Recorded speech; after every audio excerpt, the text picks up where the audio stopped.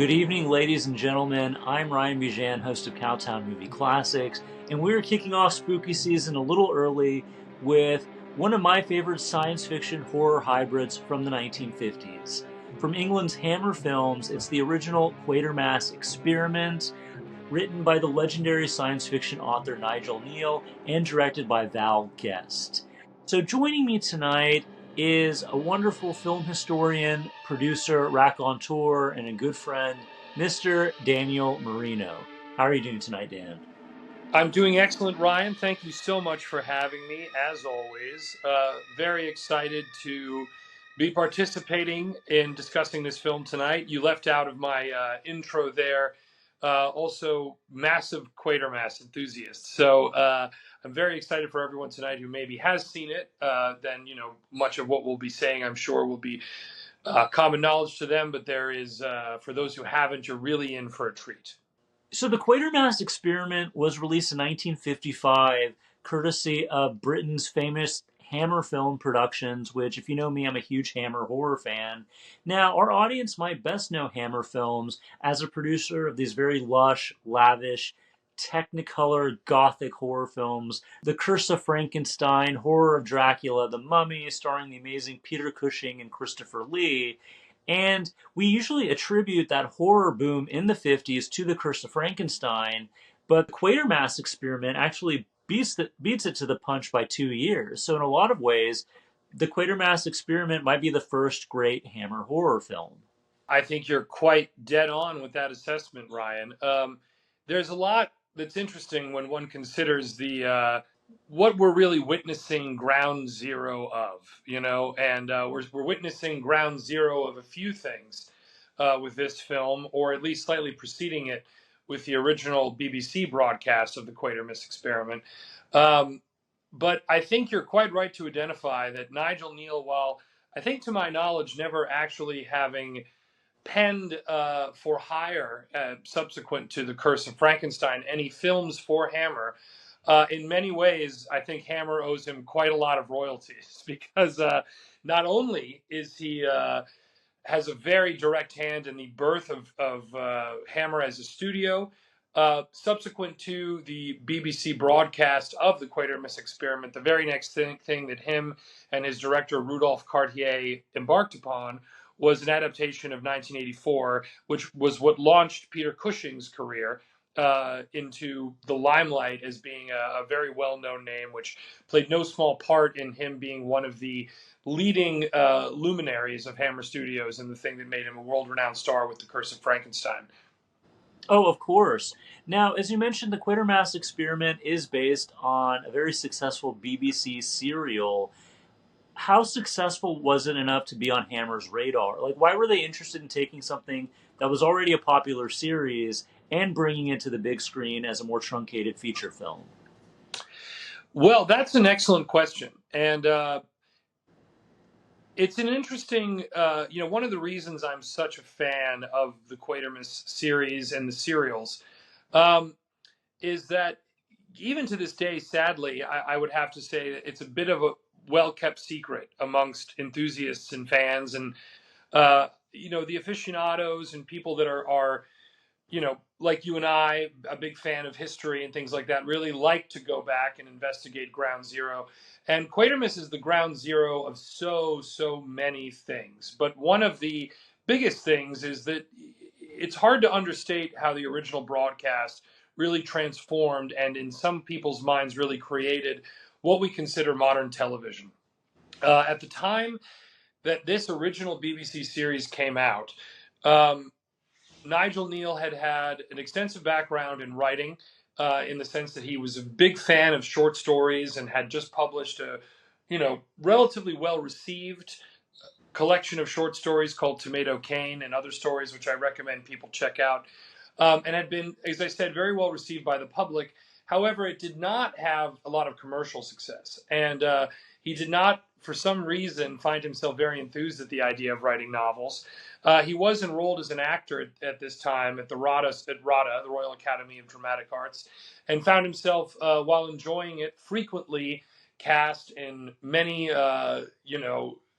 many smaller parts, like not really getting a lot of airtime. They attribute one of the reasons being that him being from the Isle of Man, or being raised predominantly, at least, in the Isle of Man, had a very thick, well, I guess I'm to understand would be a Manx accent if you're from the Isle of Man, and really refused to and or couldn't really alter his dialect to really fit the Rada school, which was a very received pronunciation form of the British dialect.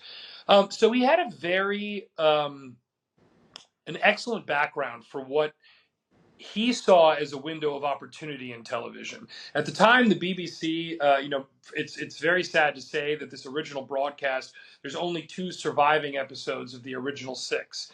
And this is very much a story that is rampant in early television, because at the time, there was no reliable, and even, frankly, any real reason that had been conceived of yet to be recording such episodes. Things were recorded live. At this time, radio was still the dominant medium. Television was very new. It was thought of as being inferior to radio. It was called the illustrated radio, so to speak. And Nigel Kneale and Rudolph Cartier really saw a window of opportunity with this original broadcast, and it came together very quickly. It was something that I believe was really just conceived because they had an opening in their summer block and they had nothing for it. And they had to come together and come up with the story and the conception of it all very quickly. And Nigel Kneale did write it relatively quickly. And it's so hard to imagine how groundbreaking this was, because this was all done live. This is, again, back in a time where they didn't have pre-recording. So people would tune in for these episodes, and these were done live on hand, which is so crazy to imagine because it's a science fiction piece that had, all of these visual effects elements, or for the time was very extensive visual effects elements. And it required very precision acting, very precision directing. And again, this was a phenomenon at the time in England. It's hard to conceive of at the birth of television with the population being what it was, but they say it was estimated that 1 in every 3 people who lived in England was watching the Quatermass Experiment when it came out. And indeed, this was the first time that anyone had attempted to do what was really the groundbreaking thing here, which was that the idea that a story could be told in television in an episodic fashion, in chapters, in a way that you could do in literature, but couldn't be done in television and in film. You know what I mean? Couldn't be done in that way. They had certainly done it in cinema in the 30s with the serials of like sequential films and hour-long serials, but it just hadn't been conceived of to do this on television yet.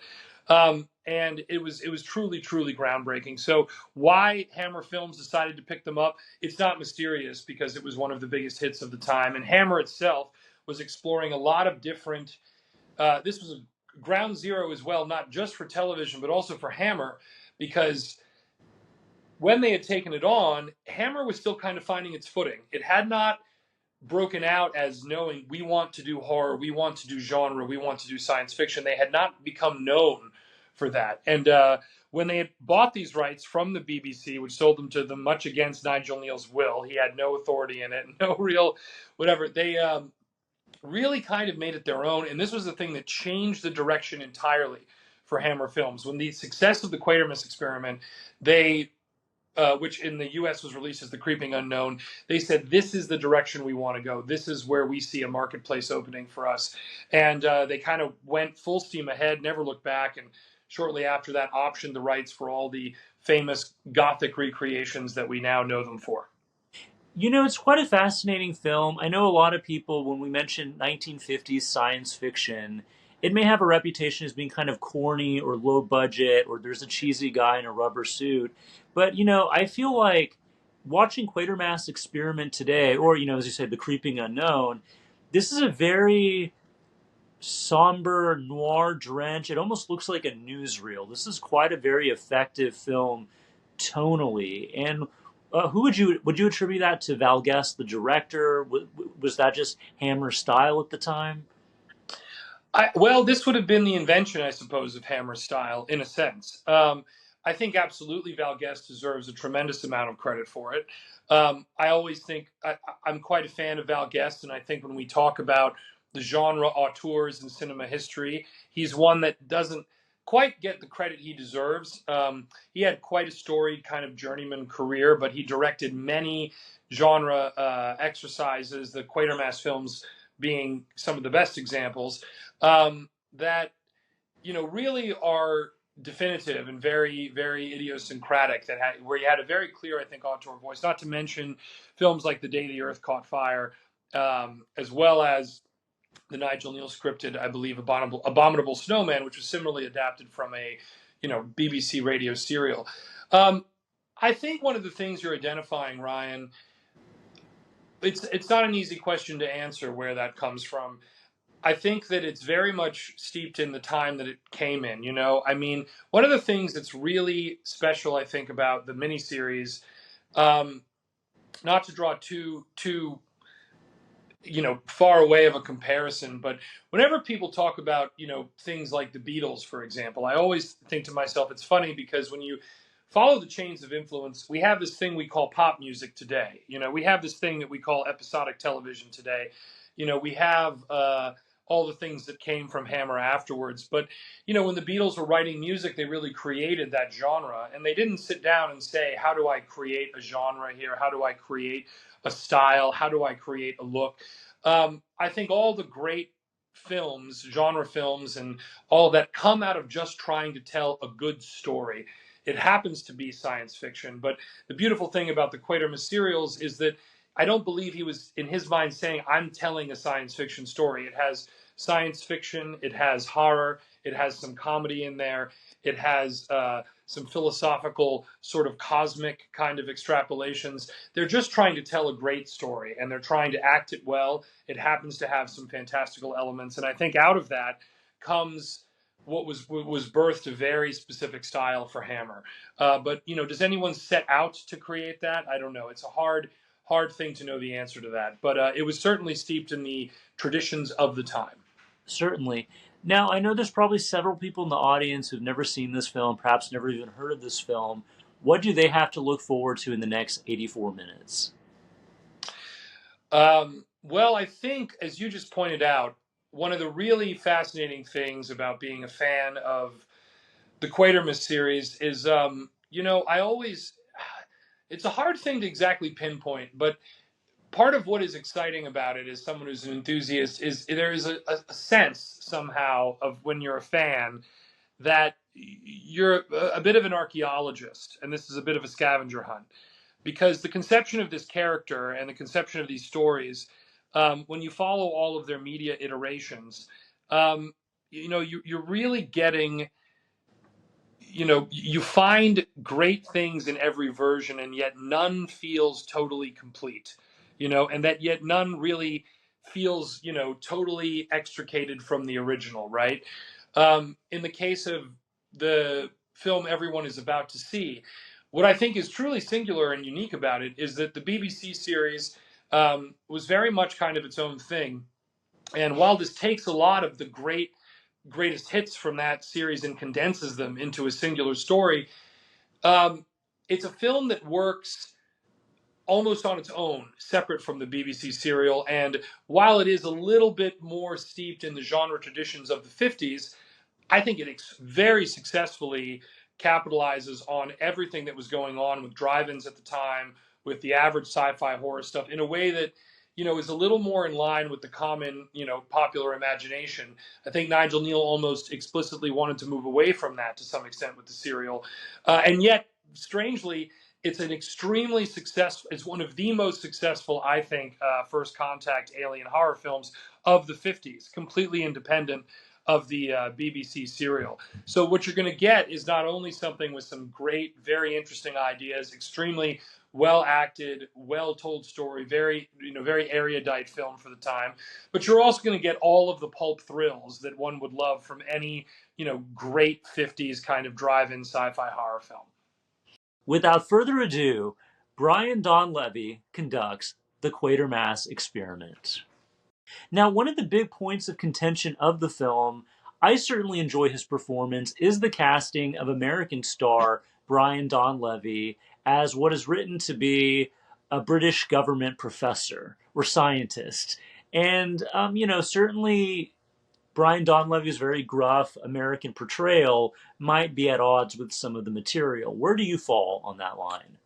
Again, a fascinating question. It's hard to entirely answer. It goes to a point I was trying to make, I think, a little bit before we saw the film, that part of the fun of being a Quatermass fan is that there is something of uh, perhaps the best metaphor is it almost feels like many of some of the best things and some of the best genre exercises that you're sort of getting a diamond with the residue of coal kind of still all around it. It's not a fully excavated diamond. And indeed, with Quatermass, it never quite feels fully excavated in any of its iterations. I think perhaps the most quintessential, at least for me, because the original is lost, I would probably say Quatermass in the Pit is probably the high watermark of what Nigel Kneale and Rudolph Cartier were able to achieve is the serial. And as the films, I might actually say that Quatermass 2 is maybe on its own the best standalone film. Um, Mm-hmm. but again, you're getting all of these great different iterations, and you see this really great piece of what I think is kind of literature, or at least literary sci-fi, steeped in some very, very common tropes of the time, right? Why was Brian Donlevy cast in the film?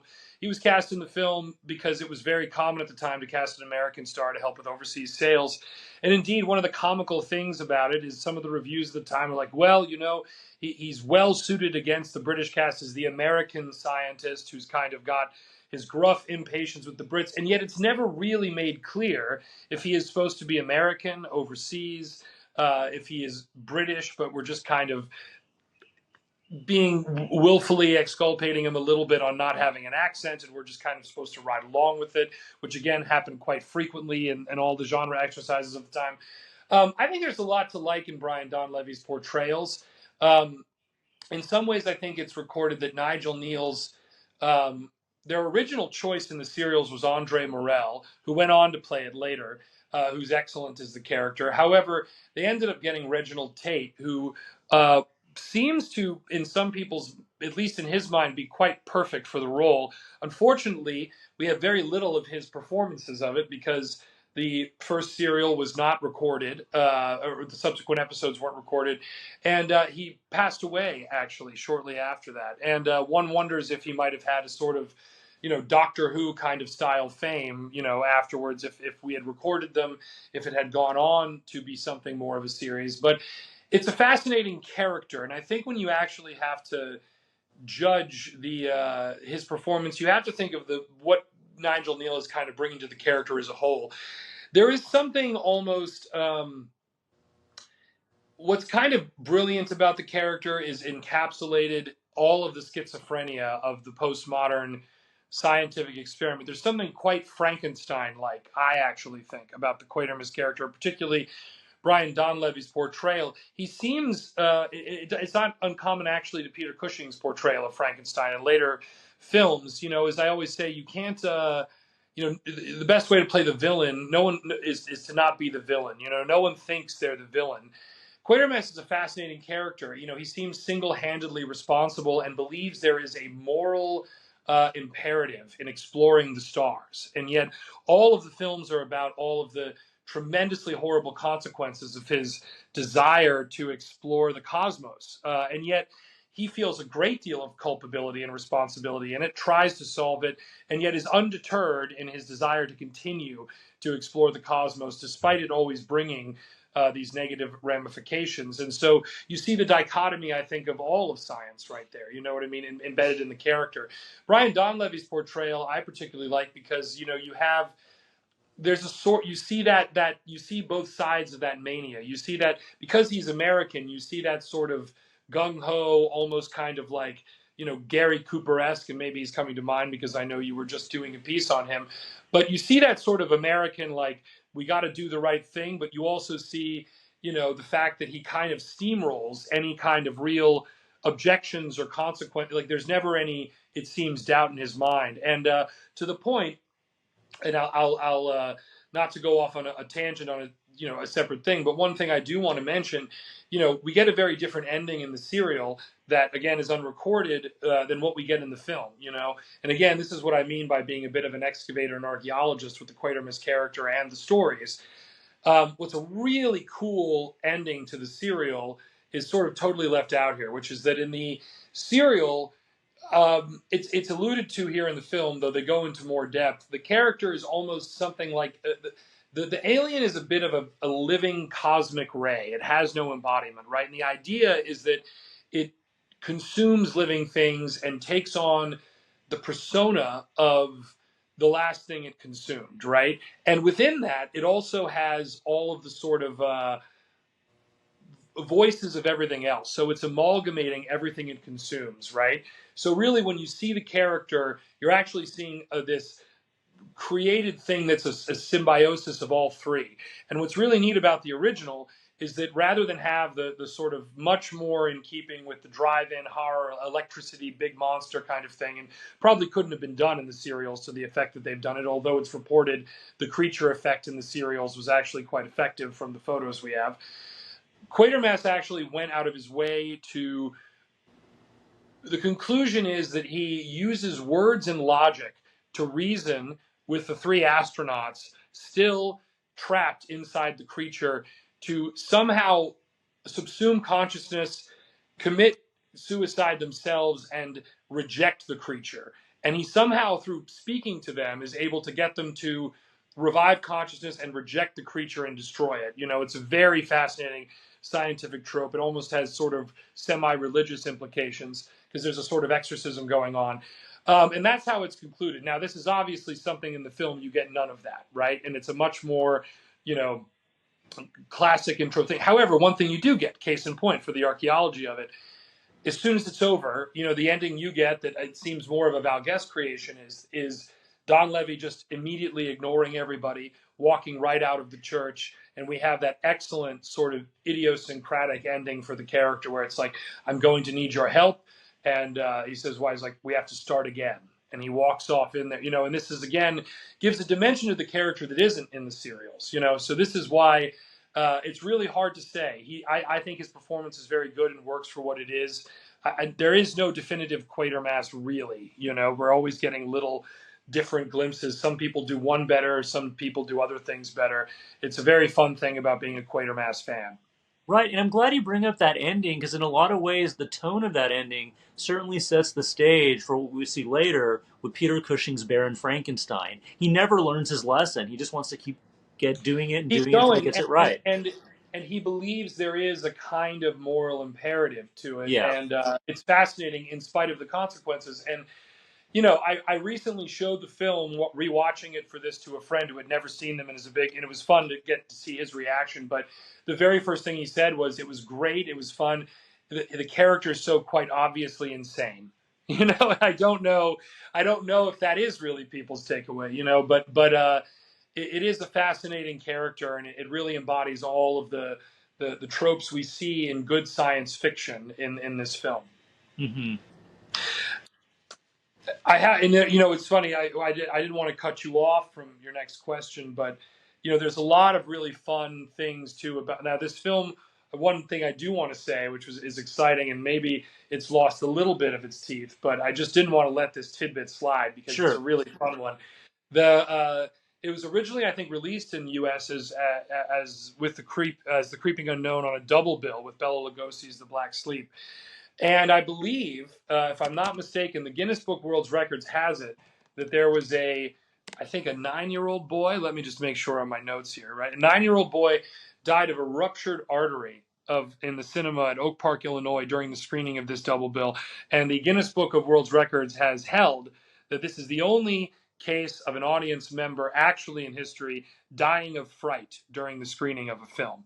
So that can just give you a sense of really how severe and horrifying this was at the time. Again, maybe it's lost a bit of its teeth as time has gone on, but many people have documented this. I mean, I know that Andy Murray has written a great book on Nigel Kneale called Into the Unknown, which is a very fun read for people who are interested. Kim Newman has written many pieces on the Quatermass, and all of them speak to the fact that when they were kids, people hadn't seen Quatermass, but even when the movies came out in '67, there was a sense from their parents, oh, this is not suitable for children, and the collective public memory of the Quatermass experiments and the screenings is one of just some of the scariest television ever put on there, and the films as well. Well, I'm glad you bring that up because I think that was part of the advertising campaign. So I think the BBC serial, it's called the Quatermass Experiment, EX Experiment, right? But Hammer Yeah. did, if I remember correctly, they got an X rating in the UK, so they played that up with the title. So then it becomes the Quatermass Experiment with Yes, I an think X. right, exactly. So, again, it kind of goes back to what I said. Being a Quatermass fan is a sort of fabulous marriage frequently of something that's kind of mired in all of the typical genre, low budget filmmaking problems of the time, but also has that such a brilliantly shining diamond in the rough there. You know what I mean? For all of it. And you see both in them in all of the versions. And so, in every version you kind of find something that is the coolest. It's a different take. It's almost like jazz on it, but it's very, very interesting. Yeah, they're one of my favorite series. I think it's kind of if Doctor Who is a little bit of the thinking man's sci-fi, then this is the super thinking man's version of Doctor Who. I mean, this is it's ground zero for so many things that we have come to love in science fiction, whether it be the X-Files, Doctor Who, John Carpenter films. I mean, all of them have.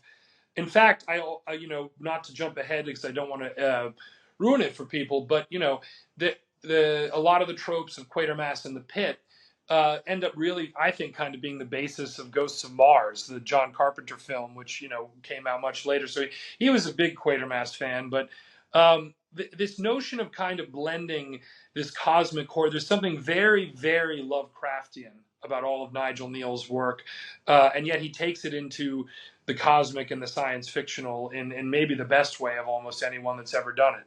Right, and actually, I'm glad you bring up its influences, and you can certainly see the DNA and all the properties you mentioned. But when I saw this movie for the first time, what it reminded me of immediately, this is almost like the real world body horror version of what would become the Fantastic Four, right? You have four astronauts who go into space, they're exposed to cosmic rays, it endows them with these amazing abilities, but here it just turns you into a horrific mush monster.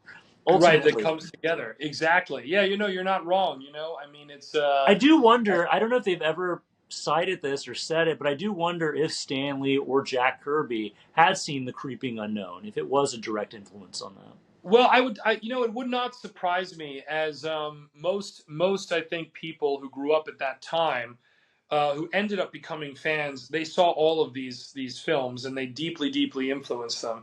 And again, The Creeping Unknown or the Quatermass Experiment was a drive-in film. It was it was a genre film as much as as the films we just mentioned, The Black Sleep with Bela Lugosi, all the Roger Corman thoroughfares. So you have these quite erudite and compelling concepts, wedged up right against, something like, Bikini Bikers Go to Mars or something like that, and this is all in the same double bill on the same evening back in the 50s. So, that is the cocktail that almost every major science fiction writer, comic book writer, filmmaker, all of them all of them got the bug in the 50s from these films.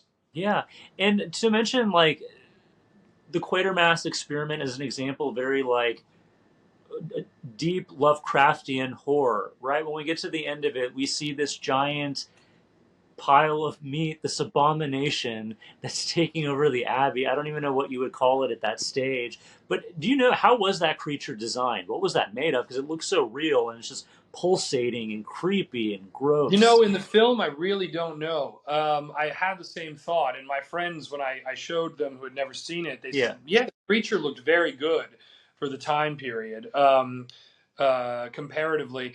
I really don't know how they did it. As I said in the BBC serial, famously, when they went out to do it, there was a bit of noses upturned, as Nigel Kneale said, to the fact that they were doing something science fictional. So in the end, him and Rudolph Cartier had to come up with a lot of the special effects themselves, and so much of it is lost. And yet the documentation at the time says that it was extremely well handled. It was extremely well conceived at the time, and very, very effective, as this creature creation was too. You know, it's interesting. Uh, Nigel Kneale was, as I said, not born on the Isle of Man, I believe, but raised on the Isle of Man. His parents were Manx, and ended up living there for most of their lives. And famously, as I'm to understand it, the Isle of Man is something that's very, very superstitious. Indeed, in they're not particularly religious, but very, very into the myths and fables, and they're a highly superstitious people. They even say that as a collective, there's elements of witchcraft in Manx culture that are still particularly prevalent even today and at the time that he was a boy. But he himself also said he was not very religious. And it's fascinating because his initial swath of stories before he did this, Tomato Cane and other stories, include a great many tales that are these sort of folk tales with all of these sort of supernatural elements set on the Isle of Man. And he famously says that all of them were things that he sort of had some measure of direct experience with, but he placed them in the past because he felt that people wouldn't believe if he made them contemporary for the Isle of Man. And it's interesting when one sees these things like the Quatermass experiment. I'm always struck by how we think of it as sci-fi, we think of it as horror, but it really gets back to the fact that the best of all of this storytelling is always kind of a fable. You're always sort of telling a fairy tale. And, like I said, any great fairy tale, and I mean any great, I think, horror film, usually succeeds because there is some sort of a moral. And it's fascinating because I wouldn't go so far as to say they're religious, but there is a sort of religious cosmic dimension to all of the Quatermass films and the serials. And there is a profound, almost moral examination in there. As I said, I mean, what's interesting about this film and all of them is they really examine it becomes the moral struggle between exploring the unknown versus the unintended consequences versus, and there are so many cosmic implications that come through. But I always think that what's great about them is there's a sort of marriage between the fabulous and the truly fable folklore-esque, and they're almost religious and cosmic with these very hard sort of science fictional ideas. And it's a marriage and a blend that is rarely so artfully tied together. But I think that the Quatermass series is one that really, really encapsulates all of that very well. Another reason I'm a massive fan of them. Certainly. Now, as you mentioned, those early serials are for the most part lost, or at least most of them are The unavailable. first series is. The second and third series do still exist, and I urge people to seek them out. A little hard to find, but in particular, the Quatermass in the Pit, which I would probably, not having seen the original, would still say is maybe the masterpiece. It's remarkable how effective it is for all being live, all done in the 50s, and how scary it remains, I think. Certainly, but for that original Quatermass experiment, is there a novelization of it or the scripts available? The scripts are all available. Nigel Kneale had the scripts published. I believe there is a novelization that was written by Nigel Kneale himself. And there was, while I've never seen it, I'm told that it is not the most loved by the fans adaptation they did in, I believe, the early 2000s. That was kind of a reimagining of it, but they took his scripts and tried to do a live foray into it again, with mixed results, I think people say. But yes, the originals are lost. But for those who are fans, you have three films, which were all three films are very good, made of the serials. You have the three serials, and then there is the Quatermass Conclusion, which was done by the BBC much later in the 70s, which also has a lot of merit. And then Nigel Kneale, I think, wrote novelizations and published the scripts for all of them as well. Oh, wow.